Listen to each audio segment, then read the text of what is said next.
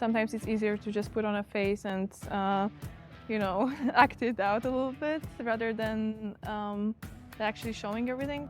Welcome to Tennis Insider Club. I am Borja Duran, and together with my partner, Caroline Garcia, here is where tennis stories and life conversations intersect. Join us as we uncover the untold personal journeys of the icons of the court. I hope you will enjoy this conversation with Iga. For me, it was a real privilege. Before beginning, don't forget to subscribe to our channel so you don't miss our next episodes. Also, it will mean the world to me if you can share this episode with someone you think will enjoy it. Thank you! Iga, thank you so much for joining us in Tennis Insider Club.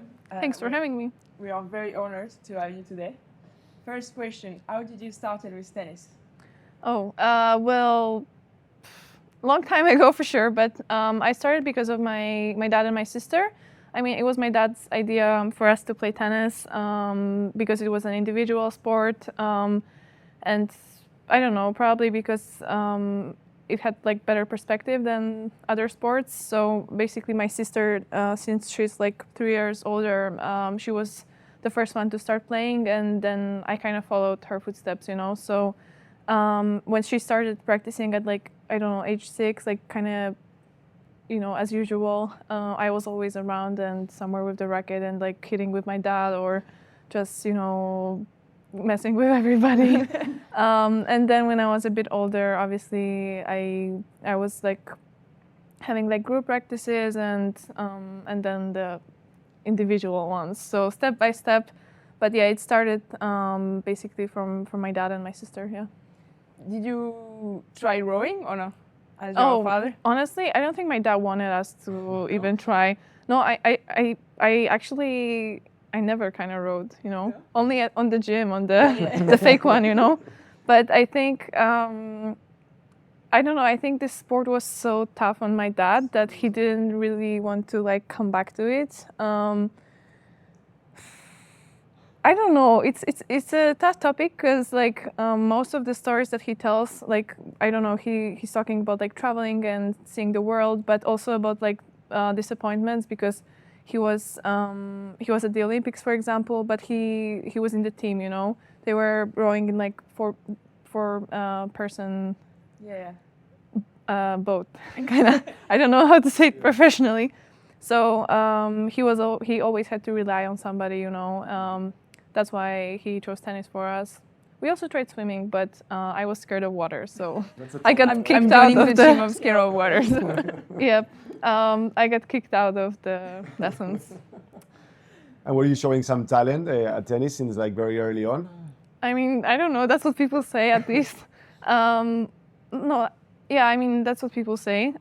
It's for me, it's like hard to judge. But I remember I kind of always played with older kids, so I guess that means something. And I think I had so much energy and like passion to just move that I would be good at like kind of okay, that's gonna sound arrogant, but that's kind of everything because I also like played some soccer and yeah, and I always felt great doing anything, besides swimming. So yeah, when I was playing tennis, like people say that they saw something, but I don't know if they're saying that now because they know I succeeded or it was really the truth, Yeah. But Hard you to always say. felt like quite athletic and that you were like good coordination, etc. Yeah, exactly. So yeah. Nice. And when is like the first moment where you or your family or your coach thinks, okay, there might be like a potential opportunity to be a pro? Well, my dad always thought that. I don't know how. He had this kind of dream, and he always believed, even though like there were some moments where everybody like questioned, and also we couldn't really. I mean, it was tough to like continue, But he always believed, and me, I think. You hear these people saying like they grabbed the racket at age 6 and they already knew or something, but it wasn't like that. Honestly, at the beginning, like I had no idea why I'm doing this. It was more like, I went to school, I went to tennis practice, It was on the same kind of level. Like it was something that I just did. And it was a routine, but I think I started believing when I was like 15 or 16. So pretty late, I guess. Is it? So until then you were going to normal school. Oh no, I always went to. I finished high school like in a normal way. Well, I missed a lot of classes, obviously, but it wasn't like an internet school or anything. I finished high school literally like attending the classes with teachers knowing that I'm gonna be absent, but catching up, by myself, kind of. That's good. That's important also as a kid and as a teenager to keep that routine and not just be on tour and just stay home and do your... Honestly, I don't know why, but I feel like this approach that, focusing only on tennis 100%, it might be really tough for a kid, because in our home, school was the priority. If we would be, me and my sister, if we would be bad at, school and getting bad grades, we would probably be forced not to play tennis and spend more time studying or whatever. So when I was a teenager, I always felt like, even if I don't succeed in tennis, or even if I get injured or something, I always have a plan B, and this is something that that can be easier on you in your mind, and not knowing that it's tennis or nothing, because then it's tough to sometimes handle the pressure or whatever. And even probably afterwards, when you make it as a pro, it helps you to have a healthier relationship with tennis, right? Because when you're 12, can you have a healthy relationship with tennis? I don't know, Caro, maybe you can speak better about this, but for you, it was a bit of a different story, Since 11, kind of it's tennis or tennis. Yeah. So for you, it's like a job since you're like a little kid. I mean, I did homeschooling, but at 11. But it was tough because my parents were working, so I was homeschooling alone. I had some help of few teachers, but so then I was just going to practice and stuff like that. But homeschooling, you don't have the social moment or the fun moments that you have with kids, and you go to practice and it's like a routine, and then you go. So you literally had the opposite. Yeah, I had the opposite. Yeah. And yeah, already as a kid I was shy, so it didn't help me, to socialize and to have more funny moments. At the end when you are a kid, the moment I have is tennis moments. Yeah, I get it. I can imagine that. I guess it's all about the parents and what they pick for you, kind of. I don't know. But mine, even though my dad always believed and he didn't want us to stop at any point, I think at the end he had some kind of balance, and he knew that there's something else besides tennis. Maybe also because he finished rowing as well pretty early, and he knew that his career finished and he didn't really get much from it, so he has to figure his life outside of sports. But yeah, I mean, there are so many different stories, and I guess there's not one solution for raising a kid that is gonna actually play nice. So you were at high school, and then you win Wimbledon at 18. Yes. So same time, and then 1 year after. Was it same time? Or maybe couple months? I think I was in high school then.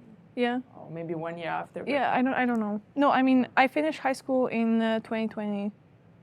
So in 2018. Okay. Yeah, so in 2018 I think I was that was first year of high school. Yeah. I run out of excuses of why I'm not a good tennis player. Yeah. I need to find a new one.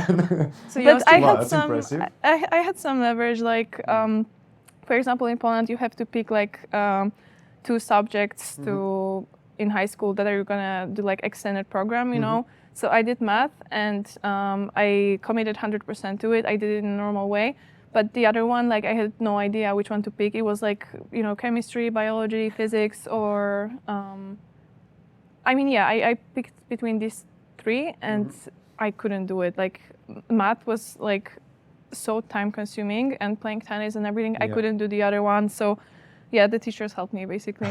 That's good. Don't tell anybody. But well, I think now everyone is so fine it wasn't with it wasn't I had some, they closed. Of course. I mean, you're showing some talent, so it's good that they can also adapt to make your life in a way easier, right? Yeah. Cool. Do you think like this, the fact of having still the normal life when you're still like already a very good junior, is helping you like to maybe have less pressure, no, or be a bit less obsessed with tennis and just keep growing? I wouldn't say it does this job like 100% because you still need to kind of control your mind, because obviously when you're going to be on WTA tour and when the school is going to be done, it is going to be 100%. Unless you're I don't know, go to university, but it is going to be like online university, and then you can't focus on tennis 100%, I would say. At least that's my kind of opinion. Maybe, you know, in a few years when I'm going to handle everything like in my tennis life so well that I'm not going to have like anything to do, like to figure it out, maybe then it's a good time. It would be a good time for me to like start going to like some university or something. But right after high school, for sure, I didn't feel like I have time for that, because I felt like I have two jobs, you know, and when it's finished, then it was a good time for me to just focus on tennis. Is it like, yeah, I think it's easy to have this tennis obsession because it's a job where you have to control kind of everything, you know. I think school helped me to remember about this other perspective, but still, it's not gonna do the whole work for yourself, you know. Good. So Nice. So I don't know. And how were those like first months, years as a pro when you start joining WTA events? Was it easy for you when like the real deal begins? Honestly, I can't say that it was hard, because there are people that are literally, you know, having this transition for many, many years, you know, and for me it was basically just a few months. So I remember the first tournament I played in Auckland. I literally told my coach, like, I don't belong here, let's go back to ITFs and everything. But then I went to Australian Open. I managed to get through qualies and go to the second round, and then fourth round of Roland Garros. So I guess I can't say it was tough, you know. But obviously, like, everybody has doubts, you know. It's never like, I don't know. I think even if somebody says that they were confident from the beginning and stuff like that, I guess that's their, you know, that's not really 100% true, you know. So yeah, there were, but yeah, it went pretty quickly, honestly. Like, I got through every stage pretty fast. Nice. Except some like stories before with injuries, you know. This was the only thing that was sometimes stopping me, you know. Okay. Yeah, but everything went pretty fast. Yep. And so Roland Garros 2020 arrived. And what was the mindset you have when you arrived to that tournament? Oh my God! Did you wanted to win it? Was it your goal? I mean, I thought it's impossible. Like, it was never my goal, because it was too abstract, you know. I thought it's a goal for somebody who's like, I don't know, top 10 at least, you know. And I remember this season overall was I think it was my worst season if I would take this Roland Garros out, you know. I think I lost everywhere, like the second round, also in Rome before this October Roland Garros. So I just went there, and I remember my coach kind of even, he didn't know what to do with me, because I played so bad in Rome that we didn't know if I should stay in Europe and practice or come back home. And I remember, like, he talked to my dad as well. They decided that I should come back home and just reset, you know. So I went on Roland Garros, and I was like, okay, that's the last tournament of the season, whatever. Yeah. and then it happened. Don't ask me how, because I don't know. So to put perspective, you say it was so bad, but this season, but you were like 19 years old and 54 in the ranking, which tech. Yeah. So it was not that bad. No. Well, that's true, but you know, I expect a lot from me. So it felt like the season was not going well, especially when, you know, I was kind of climbing, and I felt like I stopped for a while at the same level. But then on Roland Garros, I remember like the draw, and I think I played my first match against Marketa, and she was in the final last year against Ash, and I was like, okay, well, I don't have much chance anyway. So So yeah, then match by match I won. I remember this Roland Garros was weirder than usual because there were many players that weren't even seeded, you know, that were in quarters or semis, and I was one of them, and yeah, it happened. Do you think the fact that you was with less people, with less fans, it Yeah, helped you with the pressure or with the for sure. media? sure. Or, Well, for sure, because I think playing in front of the whole stadium would be like a bit too overwhelming at that point. I guess that's what I think. I don't know that well because I also remember playing some like night sessions in 2019 against Naomi in Toronto and against Wozniacki in Toronto, and I remember I was so pumped with having the crowd. Yeah. But on a Grand Slam, the first one where you go that far, I think it helped me a bit because it was more similar to other tournaments, you know, where there's not much audience. So yeah, I think you're right. It helped me a bit. And how was it for you to win Roland Garros? I mean, I was super happy. I thought like, well, I don't know, my job is done. Like I won a Grand Slam, you know. But it was all a bit chaotic. Like I remember literally before the match point, I was so focused during the whole tournament. Like I didn't even imagine myself with the trophy, you know. I didn't even think about it. I was like, okay, next point. And do not overthink it. And before the last point, I was like, all these thoughts came to me suddenly, and I was like, oh my God, what's happening? And then I was like, okay, Iga, win this last point, and then you'll think about it, because if you're not gonna do this now, like you're gonna regret it for the rest of your life.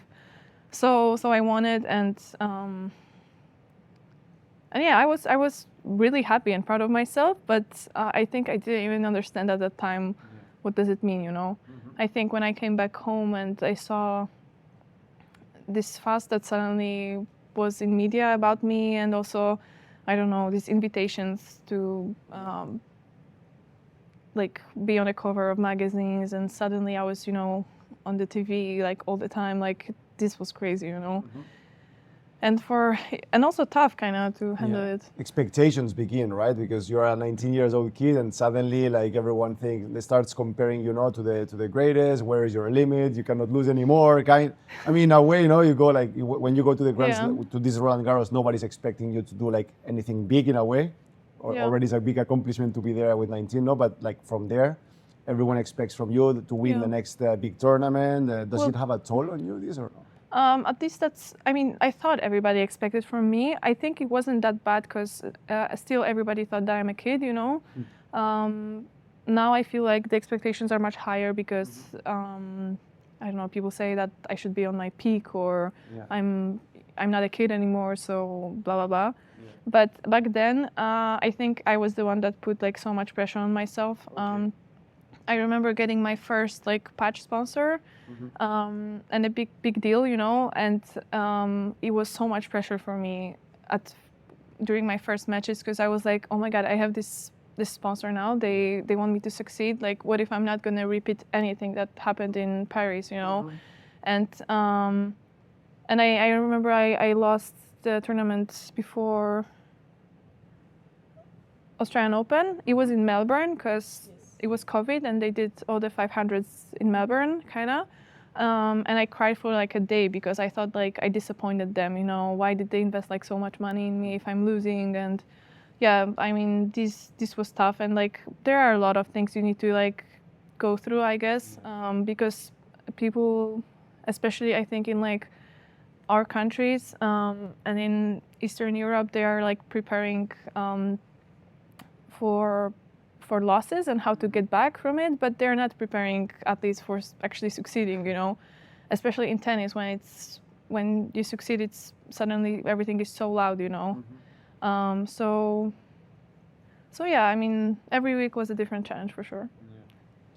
Yeah, 2021, no, in a way was like a transition year for you because of all this pressure. You have to learn how to deal with it, I guess, no? And since the beginning, you've been quite open, no? That you've been working with a psychologist and the importance of taking care of like the mental part of the game. How did you arrive to this conclusion like so early? Well, it didn't start then, honestly, because I wanted to work with a psychologist since I was like 14. Okay. At the beginning, I just wanted to be able to be focused more, and I don't know, I thought like working on like mental skills, kind of like, I don't know, remembering more or something. This is something important in life, you know. So at the beginning, it was more like a mental training, and I remember I looked for like different people to help me, but I never really felt like anybody is helping me. Because also when I was a kid, like I was always described as the one that can't be focused, and that's funny now, right? Yes, that will not be the first adjective we will use to describe you on court. But like it was always like my sister was like the one that was so professional and could be focused and so disciplined, and I was like so chaotic and not being able to like stay in one place for a while. So at the beginning, I always wanted to work on that. And then when I got older, like, and I started being like really introverted myself, I realized that I need like something more. I just need somebody to talk to about some deep stuff sometimes, you know. So, so yeah, I had, I would say, like, 2 psychologists, but with the other one, with the first one, it was more like fun games and this concentration stuff, for example. With the other one, when I wanted to talk about deep stuff, they said, I'm not gonna say if it's a he or she, it doesn't matter. This person said like, he, oh my God, it's tough in English to do. He literally told me like he doesn't want to talk about it, you know. So I was like, well, but I need that, you know. Yeah. So so then I was looking for somebody else, and somebody recommended Daria, and she wanted actually to see my matches live. So she went for some tournaments, and it was much easier because sometimes, you know, I couldn't describe or explain what's going on during matches with me. And when she was there, she understood, you know. So it went pretty smoothly from there. And now it's kind of, she also helped me with like building my kind of business side of sports in terms of teaching me how I should like even hire people, you know, because this is something that they don't teach about at school.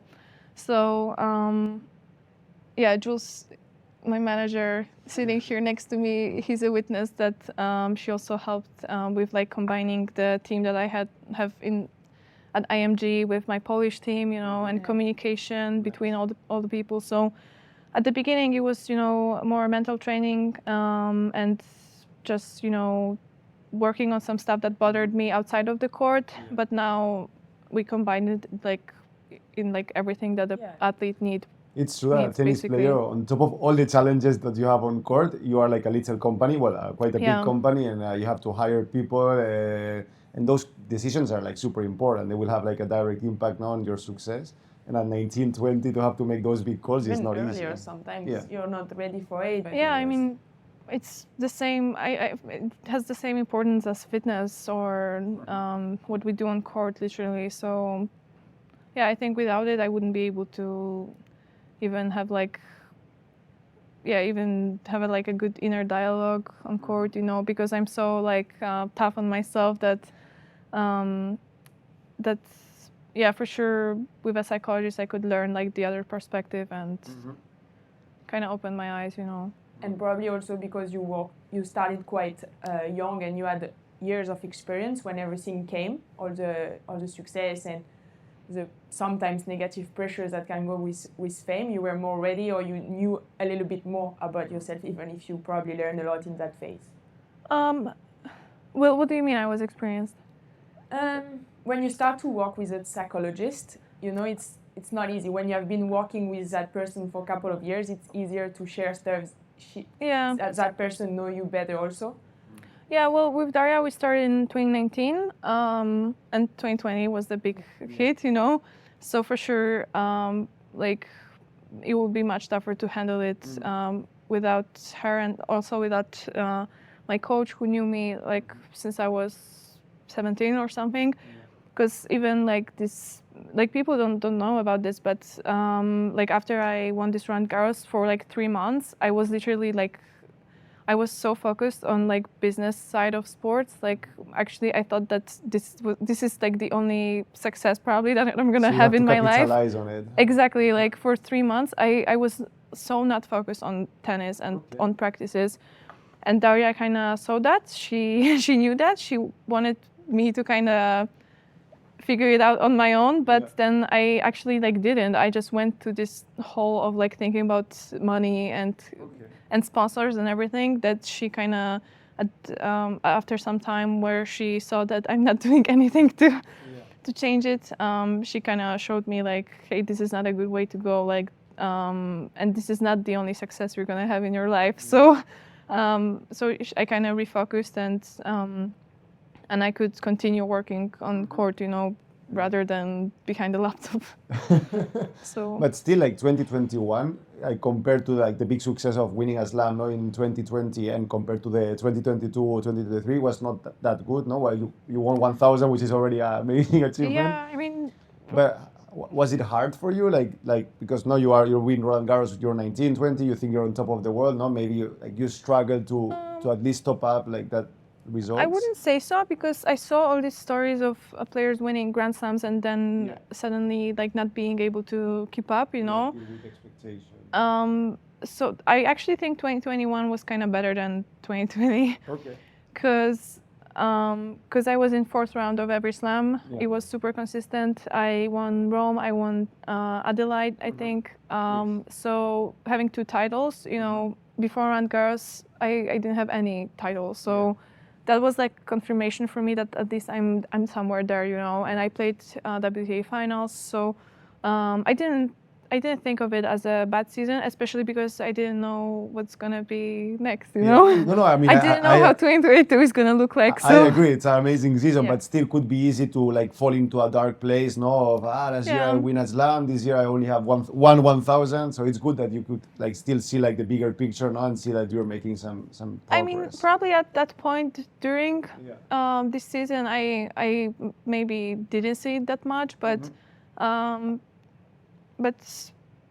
I don't know, winning Adelaide as my like second WTA title at the beginning of the year, kind of it was a big positive like kick, and Rome for sure was great.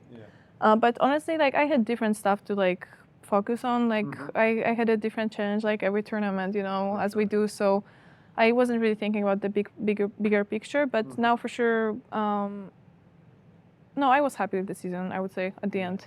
Nice. In your career, what do you think drives you more? Results, winning titles, ranking, being consistent, or something else?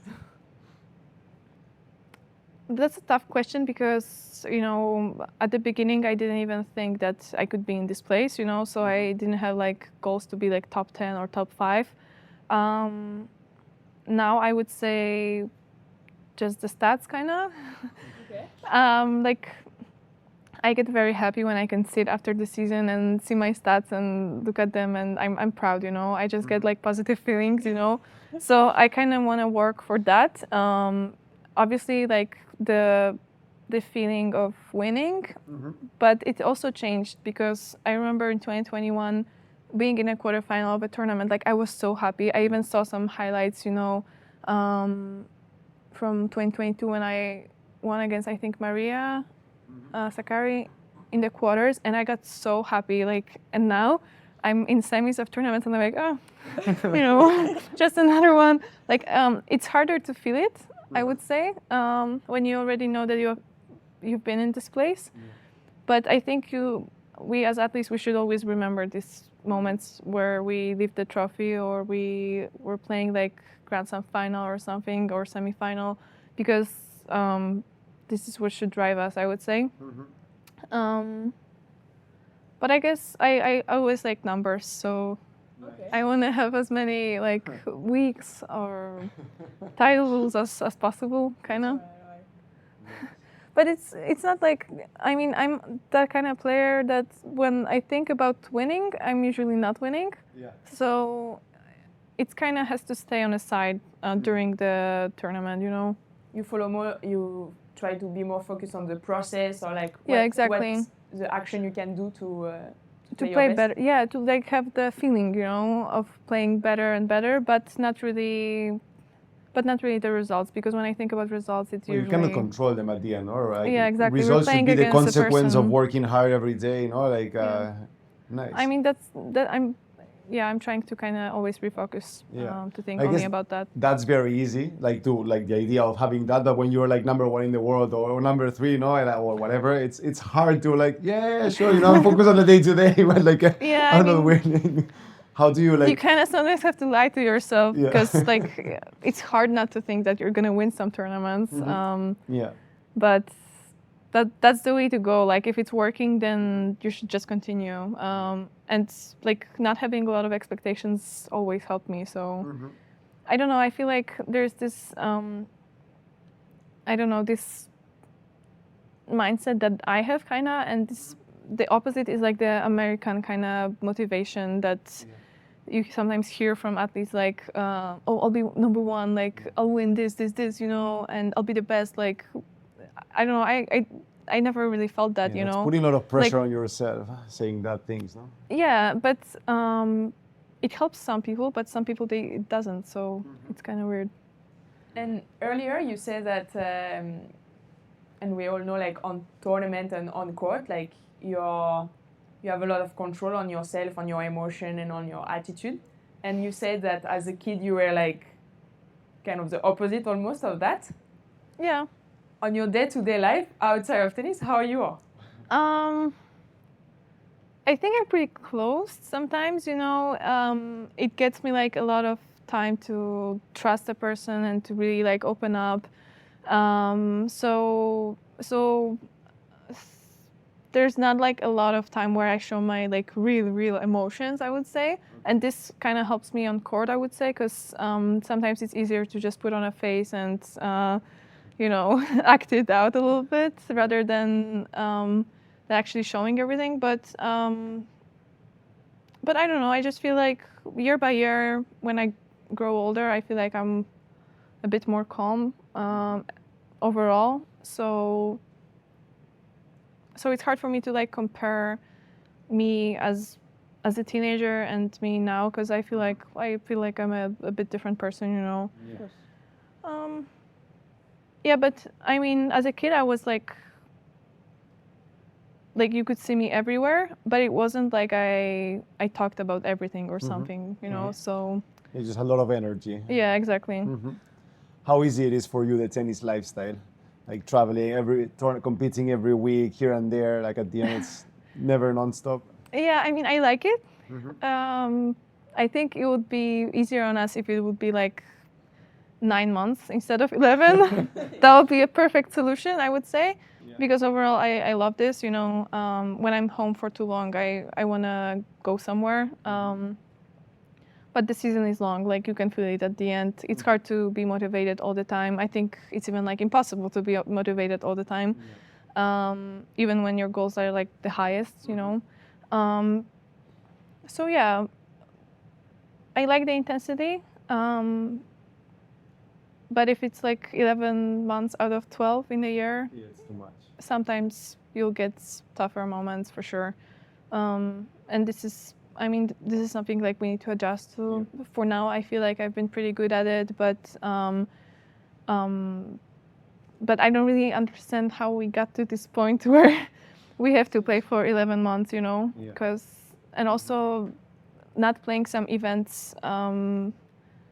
I feel like a couple of years ago, it was just like, you know, it was just about planning and everything. But when you're like, I don't know, top 5 and you're not going to play Billie Jean King Cup or like national events, like there are a lot of people like disappointed. And there's also, and now with this mandatory tournaments rules, like literally it makes it impossible to make these decisions as like easy decisions, you know, just planning wisely. And now there's more pressure to play everything, I would say. For you, it's important to really try to plan and schedule your year with, I would not say only important tournament, but like if you don't feel like 100% ready, you don't go. No, I don't know how to do that yet, honestly. I'm still pushing. I'm joining the team. I don't know either. um, yeah, I'm still at this place where I want to push, maximum. When I'm not feeling well, I'm just hoping that it will pass, And honestly, I had many tournaments where I felt like total, shit. Before and during first rounds, and then I was able to win it. So I kind of always try to remember that I should have some belief, I wanted to pull out of some tournaments last year, but 2023. But my team told me that, this is like not a good time to do that. Like, let's try one more, and that was a good decision because I won Beijing. Yeah, I can feel that. I remember the pain. Oh my God, this match! I think our match should be like match of the year. Yeah, it was a good one. It was amazing. It was a good one.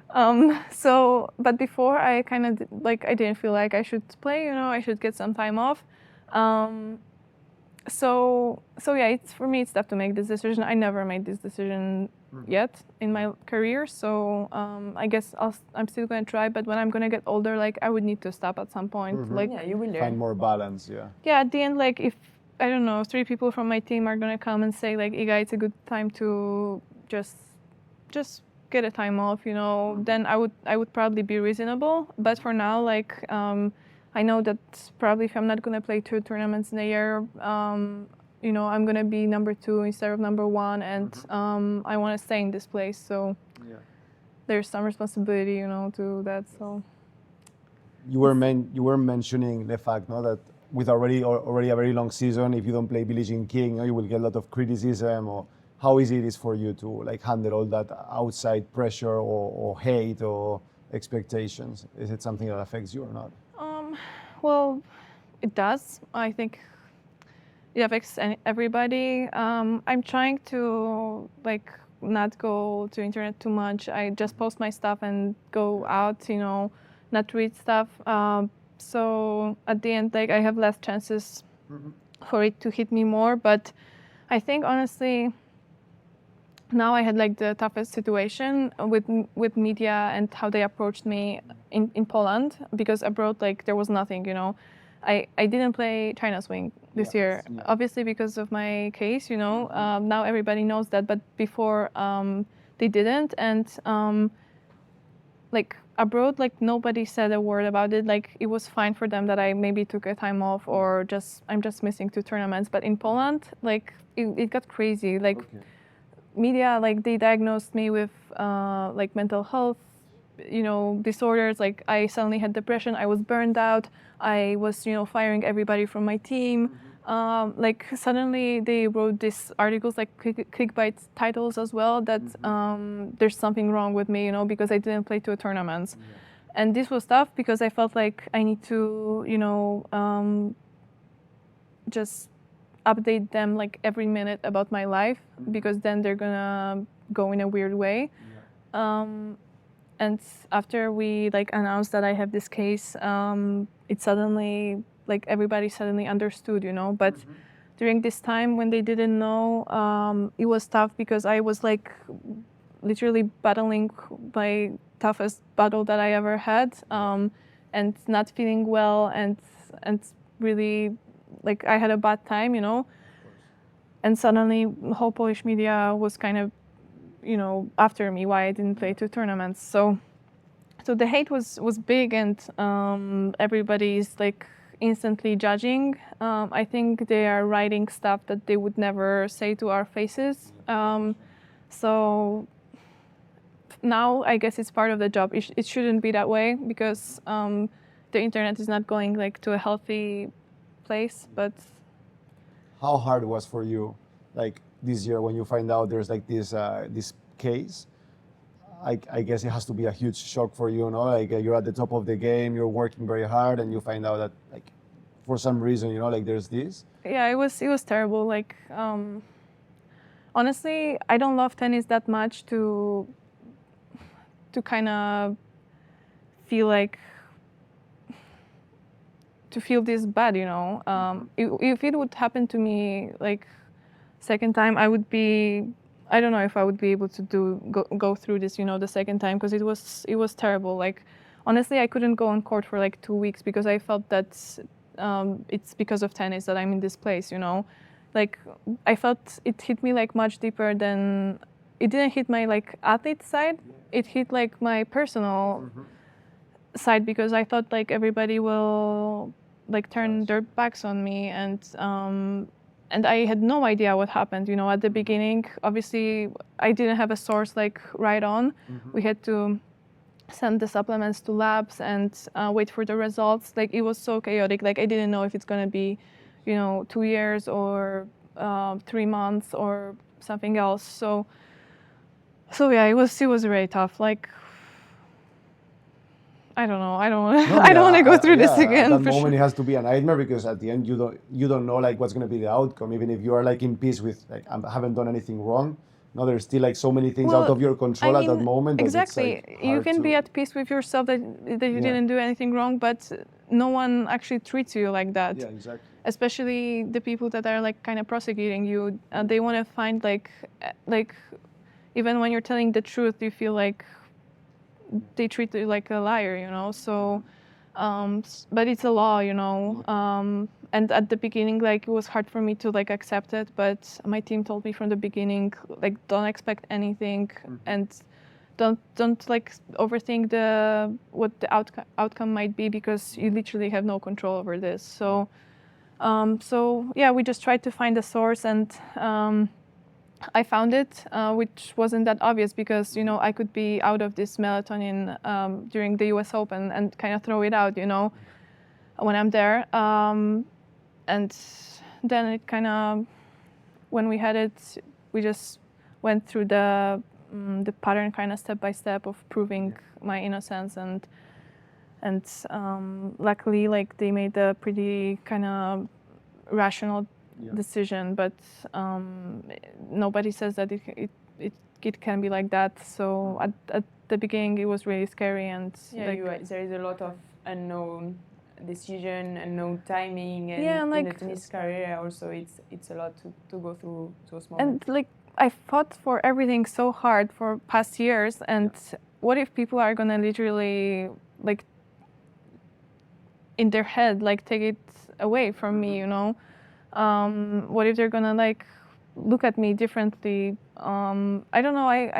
I was home at the time, and still there were people like coming for autographs or for a selfie, and I was like, well, are you gonna do that in 1 month? You know? So it was tough, you know. But I couldn't say anything, so I'm happy that now it's over. I want people to know how it is, because it's not easy to live in this system anyway, like waking up and having these time slots in your whereabouts and knowing that, well, I need to wait 30 minutes for peeing because I don't know if I'm going to have a doping control or not. Me, I'm like, tired of being woken up at 5 a.m.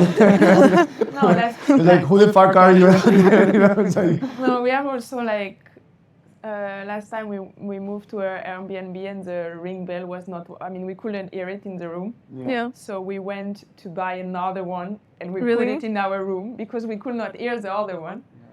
So you know, when Everything is stressful, you know, It is. with this. No, me every day is like, hey, do you remember to update the Adams? Yeah, and like leaving your ringtone always on during the night, even though somebody is like texting and you can't sleep, but you need to leave it on because maybe at 5 a.m. yeah, they'll come, you know.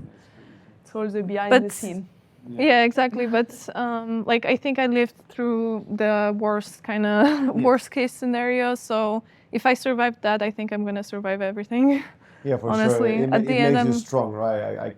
It's I hope something you so. don't wish for anyone, but has to make you tough mentally. And Yeah, I mean, I'll try to convert it into that, you know. yeah, what is your mindset for next season after like all this like drama? You've also been able to take some time off, no, reflect, and be maybe more. So you mean 9 days? It's a lot for a tennis player, 9 days. Well, I switched coaches, so I think True. yes. How do you come to that decision? Honestly, it's not. It was like a mutual kind of thing. Like I wasn't planning to change coaches this season, but we came to this situation where we kind of had to, you know. So so now I'm working with Wim, and it's exciting. But for sure, I want to see you know, how my tennis is going to evolve in next year. So I think like my main goal is kind of to see how I adjust to that, because honestly that's only the second time I'm switching coaches, so it's not like I'm super experienced at that.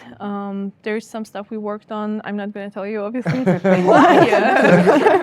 So I just want to use it in next tournaments, and this is my main goal, I would say. I was never the one that put like goals that, like, I don't know, win Indian Wells or win go Roland back to Garros. #1 or whatever.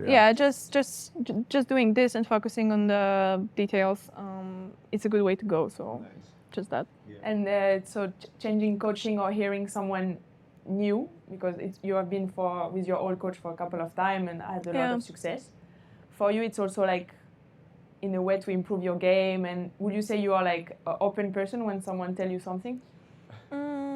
I would say it's easy for me to get used to the ways that I had before, you know. So I need to force myself to be kind of open and to remember that, well, this is one of the reasons I have new coach, to learn something new, you know, because it's also not easy to do that when you know that you've been playing so well for last years, but still, if you're not gonna evolve in tennis, like, other girls are gonna come after you, and suddenly you'll wake up as, you know, being, I don't know, outside of top 50 or something.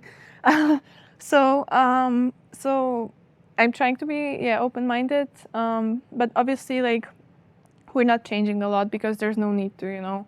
All these things that we work on, I wanted to work on before. It's just a little bit different approach or different way to do that. So I guess we'll see. It's cool also. Sometimes. You never know what is going to work or not. You kind of need to trust the process. And but it's better to try and fail than be always wondering what would have happened if I would have changed coaches. Cool. That's true. Nice. And how, like, so in your intense scheduling and etc., how do you try to balance? Do you, like, in tournaments you're like fully tennis, or you, like, for the 2 weeks of a slam you're like tennis, or you like to? I would say before I was only tennis. I even, like, I'm deleting Instagram, like Twitter, even like the notification on my emails or WhatsApp. Sometimes I just turn them off. But now, when the tournaments got longer, it's impossible to stay like that for a longer time, you know. So at the beginning, it was a good way for me to be more focused. But now, you just can't do that anymore, because if you're gonna do that for 40 weeks per year, that's not a life anymore. So I'm mixing it up. I don't know, for example, Rome was a good tournament for me this year because my friends were there, and I remember, like, after semifinal I went to dinner and I finished at like midnight, you know, and this is something like I wouldn't do a year ago. And it was fine, like, I managed to be focused the same way. I won a tournament and I was really happy, you know, and also also in Paris, I'm trying to enjoy life a bit more. You need to balance that when you have these days off. So you can still work very hard and find some time to enjoy and unplug a bit. Otherwise, you arrive too tired, probably, not to the moment you have to deliver. Yeah, I'm trying to just not do business stuff, you know, during the tournaments. So Jules is the man now. Jules always need to wait, for after I lose. Then I get like 50 emails suddenly. But social life, I'm trying to be more open and just have fun sometimes, and kind of, because when you feel like you need to control like every hour and you need to give up everything to be more focused or be relaxed or rest, like, you're not going to survive the whole year, I would say. So we had Dominic Thiem on the podcast, and he said his main regret was to, like, not find more, like, balance and to enjoy more life, because he was like, I'm pretty sure I could still work as hard as I did, but still, you know, relax, find time to discover and enjoy the cities I am. And he also, like, attributed the fact that he was not happy on tour to that. Probably he blames a bit the injury to the fact of, like, being a bit depressed after winning the US Open, And also that, like, you know, at one point, if you're not happy, you cannot sustain like this lifestyle for like until you're Yeah. 37 or Yeah. 38, right? I mean, I remember in 2021, I didn't even go to like dinners outside of the hotel or something because I was like, well, I want to keep my routines. Maybe I should rest, you know. But now it's changed, and I think it's a change for better. Yeah, I think it's like maybe you can do it for a few years, right? Like when you're 20, 21, you're so Yeah. hungry and so ambitious, but like to keep that competitiveness, you have to find other things. Otherwise, it's So too much probably. It's intense. Yeah. Yeah. Okay, Cool. so in Rome now I'm gonna go out until midnight and what is happening? I mean, that's not too crazy as well. Only No, no, midnight. no. I'm sure there are other players Oh yeah, like yeah, for partying sure. all night or something, but for me, midnight is crazy already. Yeah, I'm joining that team too. Yeah. Cool. It's funny. It's good. It's good Yeah. to see. It's good to see. Yeah. I think we're getting closer to the end, no? Yeah. We always ask, what advice would you give to your younger self? Oh, that's a nice one. Well, I don't know. I wouldn't say a lot because all the mistakes that I did, like I learned from them, kind of. So I'm gonna go around and avoid that question. No, I mean, because truth to be told, like I always knew what's like the most important. I always felt like it's the team that I'm gonna have and the people around me. So this is like the most important advice I would say to like other people. And I think I followed that when I was younger. But maybe, I don't know, not to be tough to myself too much. But honestly, I don't know what would have happened if I wouldn't be, you know. Yeah. So I mean, it's true. It's sometimes it's where is the balance, you know? Like if you don't Yeah. have like, not tough, but expectation with yourself, then what you're not pushing at practice. Yeah, maybe I mean you don't achieve. that's why it's tough. Like with perfectionism, it's at some point it's helping you, so it's hard to stop it, you know. So yeah, but still, to not be so tough on myself. Yeah. That's a good one. What would you say? To myself. Yeah. Oof. I mean, you need to be ready for that question. Yes, You're well, asking she- it. She already responded, but I'm happy Yes, to see 1 year after what she's gonna say. I have my story is way different than yours, but I will play more for myself. Okay. I will Oh play, yeah, that's a good one as well. I will play more for myself, and I will be more confident to. I will wish to be more confident to take decision for me. Okay. We all learn at one age or another. Yeah, but playing for yourself, it's important. I sometimes forget even now, you know. Sometimes you play for people, sometimes for, I don't know. Yeah, Sponsors or expectations. yeah. exactly. Yeah. So Yeah, it's always the best to play for yourself. yeah, play for yourself, and I mean at the end, especially in tennis, we are the main actor and we are the athletes in the middle of it, and sometimes because you have a team who depends on you or works for you, sometimes you will put kind of almost, I mean, maybe I did in my past, to put my well-being on the side because I had team around, but if you suffer too much, you have to stop also at one point or do something different. Yeah, But it's true that on tennis, it's not always clear. that's true. That's true. So that would be mine. Good. We'll be smarter and smarter every year. Yeah. It's like when you ask Iga the question, I was like, at the end, she's still so young, you know? Yeah, yeah. It's like the younger self of 5 years ago. Yeah, but every year of her, like it's like 10 years of mine. You know, But like, I feel 40 in my head already, so So imagine me, you know, like I'm 60 years old now. But what she went through, you know, like those I 20 know, I little years, you know, like most of people never go through it. So Yeah. there's a lot of things that you can take out from it. Who would you like to listen in the podcast in the future? ooh, One woman, one man. It can be past Steffi or Graf. present. Okay, that was Nice. quick. I don't know if you can actually. I would love to. We're we trying. do that. We're trying. Yes, some other player. Yes, few. It's been Agassi and Steffi are Our good popular stories. request. yeah. Good luck. Yes, thank you. Thank you, thank Yeah, you. she's not doing a lot of interviews, No, I guess. So. No, She's they're very quite private, private. both. Yeah. Yeah. So good luck. Good luck. Yeah. Thank you, thank you. Nice. Good We like challenge. good challenges. Yeah. Well, I hope you make it. And a man? Um,